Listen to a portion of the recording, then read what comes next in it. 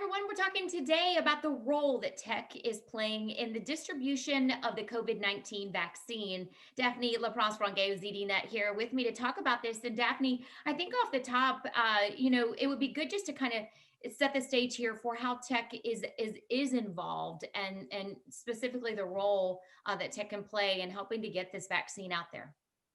So obviously, when it comes to vaccine supply chains, we're talking about a very complex supply chain, incredibly complex, actually. There's a lot going on between the moment that the vaccine is manufactured and the moment that it's jabbed or administered to patients.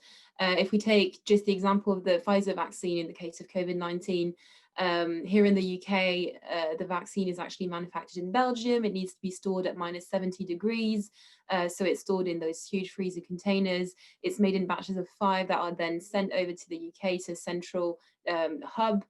From this central hub, it's then dispatched to local hubs, hospitals, care homes and things. And then from there, you have to deal with the last mile of the vaccine, which is how to actually get it into patients' arms. So the last mile is obviously very important as well. You have to make sure that you manage reschedulings, bookings, cancellations. You have to make sure in the case of this jab particularly, which is administered in 2 doses, that the doses are administered at the right time interval. You have to make sure that you're not wasting any doses, given that, as I said, it needs to be stored at -70 degrees, otherwise the lifespan of the vaccine reduces significantly. So there are many different stages in the vaccine's journey from the moment it's manufactured to the moment it's administered, many points where it could go wrong, and obviously a lot of data all along this supply chain that is generated, and that can actually be really useful to make sure that you track the vaccine, first of all, make sure that it's administered to the right person at the right time, make sure that you anticipate where demand is, so improve the efficiency of the supply chain, but also check that the vaccine you have in front of you is authentic, that it's not being counterfeit.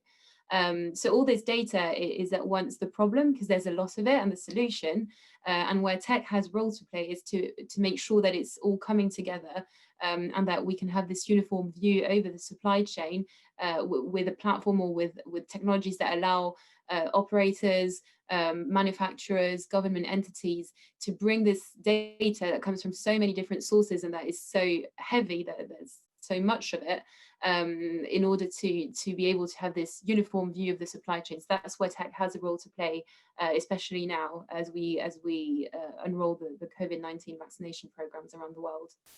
Yeah, it's really mind-boggling, really, to think about how many pieces of this puzzle, are out there, Daphne. And currently, or so far, what kind of tech solutions have we seen in play?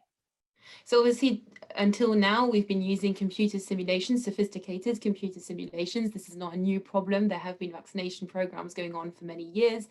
And there are experts whose daily job is to draw those supply chain models and follow the vaccines and make sure that the programs are as efficient as they can be. Now, a lot of these experts, what they've been saying is that there is a problem with accessing the data and in accessing all of the data possible. As I said, it's coming from many different sources, it's siloed, and it's very difficult to have this holistic view that I was talking about, and that would enable the most efficient management of the supply chain, really. We can see the consequences of that in statistics. The WHO estimates that about half of vaccine doses are wasted in the past vaccination programs, whether that is because of a failure of equipment or because of a lack of planning that leads to some vaccines having to be wasted because, for example, they haven't been refrigerated for the time that they had to. So obviously, the vaccine supply chain is not the most efficient as it could be. And on top of that, we are in a context that is quite unique. We're not talking about any vaccination program. We're having to vaccinate on a universal level and at pace. In fact, scientists estimate that we will need about 16 billion doses of COVID-19 vaccines in order to achieve this universal vaccination program. And the deadline is sort of as soon as possible. So we've got a huge stress to this system, and it's exposed weaknesses in this system. It's exposed the fact that vaccine supply chains historically have not managed to get vaccines to as many people as they could. And again, that's why tech might have the solutions to make this process a lot smoother and a lot more efficient. Yeah, and it has to be, because it's devastating if you think about it for perspective of waste. For some of these vaccines or doses to go to waste is just a terrible to think of. Well, Daphne, with what's out there now, or what's on the horizon, or what solutions can be put into place here quickly, that we know of? So it's a field that's moving extremely quickly, as you can imagine. A lot of tech players have come forward with solutions, and a lot will in the next few weeks and next few months to help with the vaccine supply chain. One that is gaining prominence perhaps is IBM's open vaccine management platform. So it's a blockchain-based solution that they've developed, that allows sort of all participants throughout the supply chain to contribute their data as the vaccine travels. So from the manufacturer through the transportation, through the hub that welcomes the vaccine after it's been transported from the point of manufacture, to the care homes.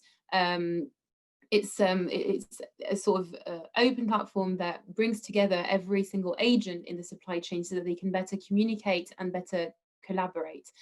So this would enable, of course, people to have a more uniform view, be able to access the data from other participants, but it would also be a really good way to make sure that the vaccine that you're presented with when you're about to get your inoculation is actually the one that you think, that it's authentic, that it's not been counterfeit. That's just one solution. There are many similar platforms that have been designed by different tech players to bring together all this data, as I said. But there's also new things that are emerging. For example, digital twins could be really useful in again, tracking this progress of the vaccine as it travels. IoT sensors could be used to equip the freezer containers that carry the vaccine to make sure that there is no equipment failure. And there are even apps that are in the works, vaccine apps, that would enable government entities and health authorities to keep track of who wants the vaccine and where, in order to run sophisticated AI systems and analytics in order to be able to anticipate this demand and make sure that the vaccine is there at the right time rather than being wasted because there was less demand than anticipated and things like that. So there's a lot going on. There's a lot of companies, big and small, that are contributing their know-how to this problem that has now been exposed more than ever before. And there's certainly a lot to be further developed, and a lot to happen in the future, in the next few weeks and months as the problem gains prominence. Such a huge undertaking, Daphne, but good to know that the solutions are out there, or they're in the works, for helping to get this under control. Really, I know we have a great deal more on this on ZDNet, and we appreciate you talking with us today. We hope all of you guys will check that out as well on ZDNet. Thanks for being with us.